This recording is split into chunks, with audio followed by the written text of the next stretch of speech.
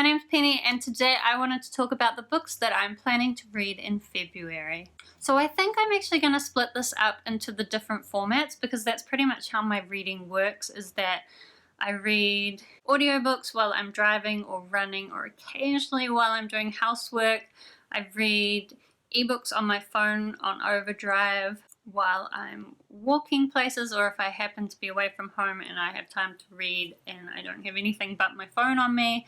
And I read physical books. I try to read them before bed, although sometimes I end up reading ebooks if they are going back to the library soon and I haven't finished enough of them. But I try to read physical books before bed so that I can sleep better, because I am really bad at sleeping.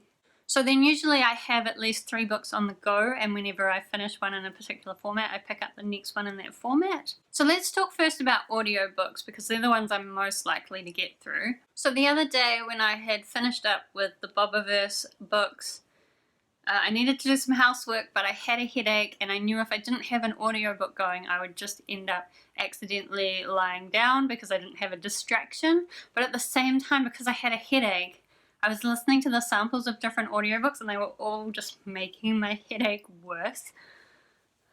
So the only book that I could find where the narrator didn't make my headache worse was Shiver by Maggie Stiefvater. So this is part of a 4-book series. I think it's called The Wolves of Mercy Falls.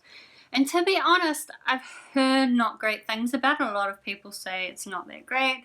And the reviews on the audiobook also said that it was pretty terrible. But hey, it didn't make my headache worse. So I started listening to it, and it's not that bad. I can say I think now the pacing is a little bit slow, but I still think I should be able to get through all 4 books of audiobooks this month. So that's what I'm going to try for. I mean, technically I shouldn't be starting new series, so I feel not so bad about it if I finish them within a month.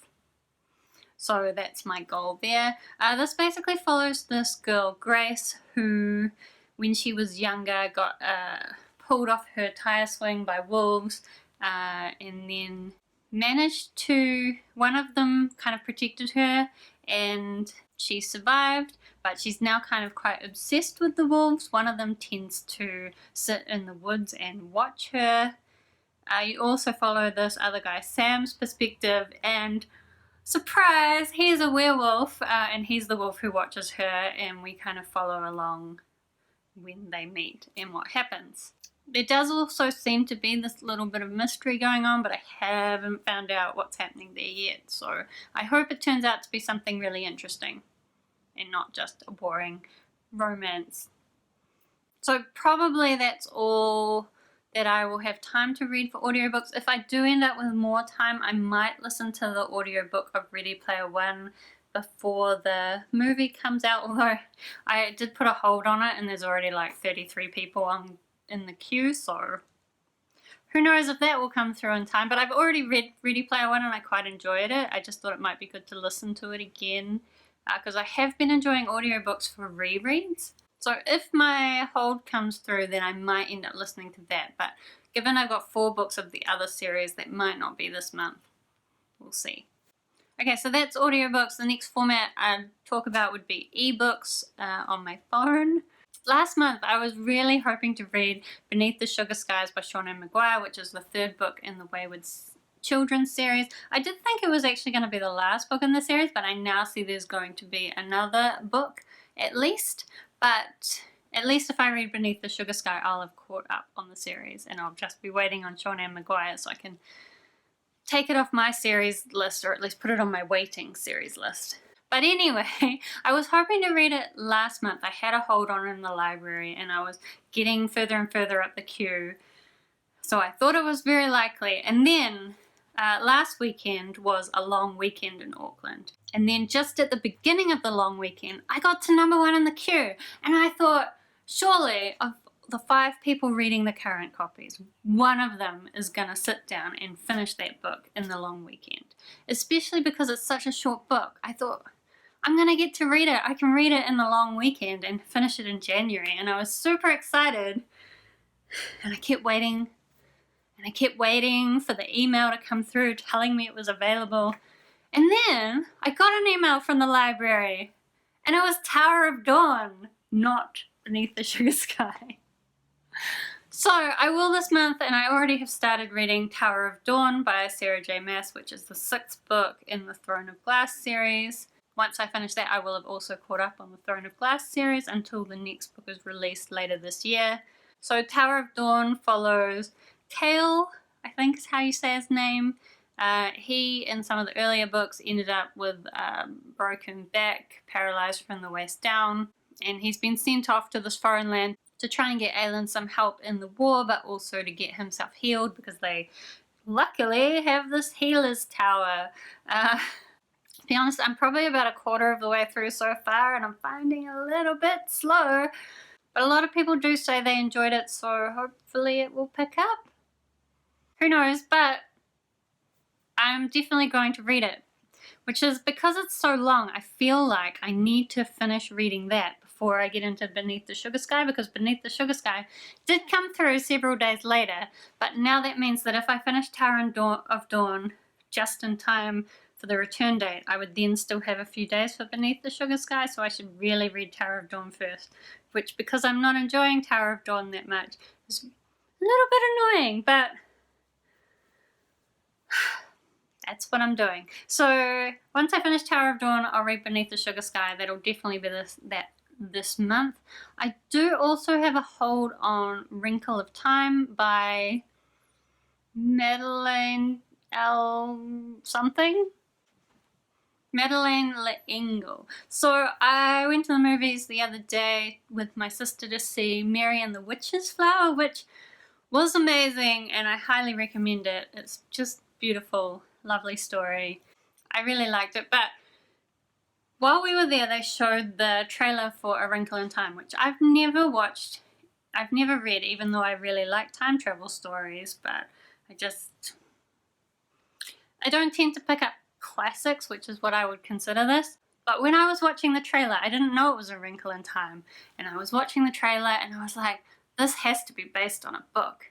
I wonder what the book is. I bet the book is much better than this movie. Even though the movie looks amazing, I still thought, I bet the book is better. And then it was like, A Wrinkle in Time, and I was like, yeah, see? So I've put my hold on A Wrinkle in Time, and if that hold comes through, then I'll read that as well. But of course, like Ready Player One, since it's coming out as a movie soon, there's a lot of people on hold for it, so I'm not sure when it will come through. Okay, so that's ebooks.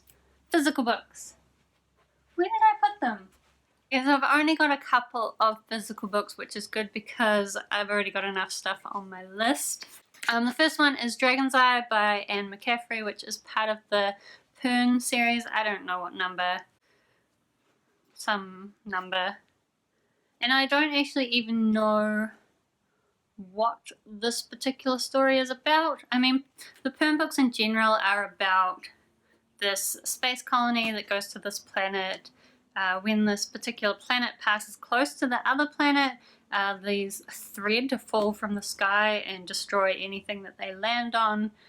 The space colony suffers quite a lot, but they also develop these dragons who can shoot fire out and burn the thread while it's still in the air.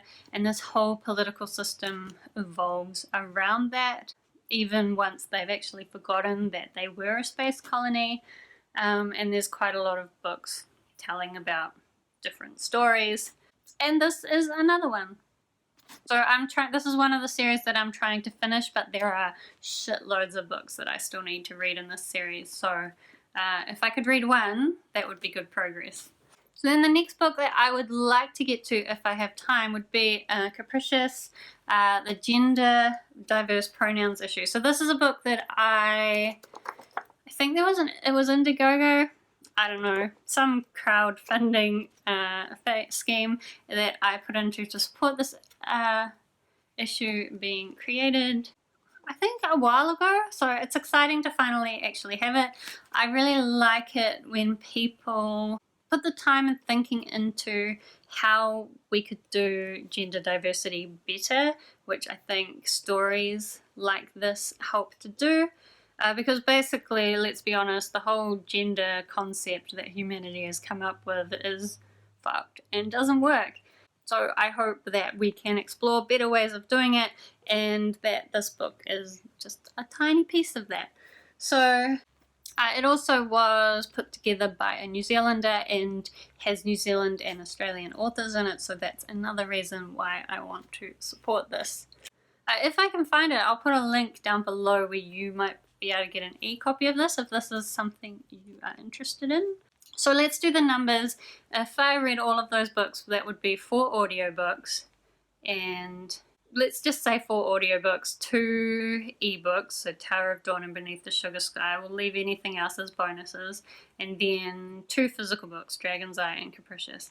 So that would be 8 books, which is pretty good. I think pretty much anything between 5 and 10 keeps me pretty happy these days. In fact, actually, because I remember the days when I never used to read much, if I read a book a week, I'm really impressed with myself. So if I can read double of that, even using audiobooks, which is kind of cheating to get through more. Not cheating, it's being efficient.